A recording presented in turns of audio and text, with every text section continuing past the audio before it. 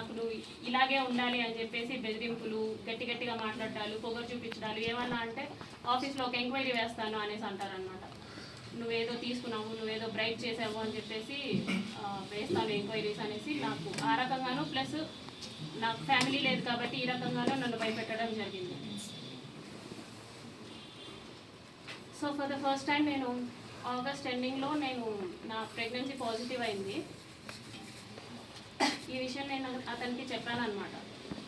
నాకు ఇలా pregnancy positive వచ్చింది, ఏం చేయమంటారు అనేసి అన్నాను.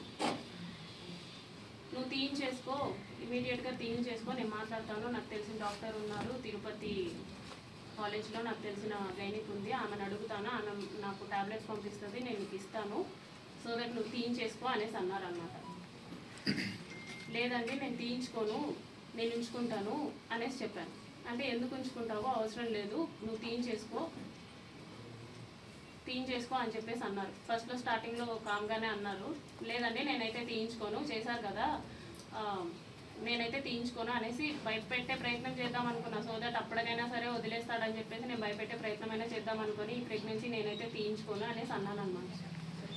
ఒక 2 days అలాగే అడిగారు బాగా. ఒకరోజు నైట్ మా ఇంటికి వచ్చి ఎందుకు తీయించుకోవు అని చెప్పేసి నన్ను కొట్టారు. నువ్వు ఎందుకు తీయించుకొని అంటున్నావు అంటే, కార్లో తీసుకెళ్ళడం మానేసి డైరెక్ట్గా మా ఇంటికి వచ్చారు, కార్ పార్క్ చేసి, ఎందుకు తీయించుకొని అంటున్నావు అని చెప్పేసి మా బాబు నిద్రపోతున్నాడు.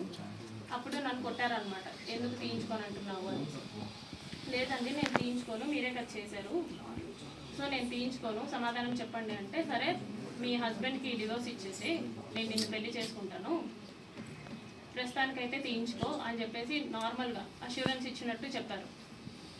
సో నీ హస్బెండ్తో నువ్వు డివోర్స్ తీసుకున్న తర్వాత నేను నిన్ను పెళ్లి చేసుకుంటానంటే అవసరం లేదు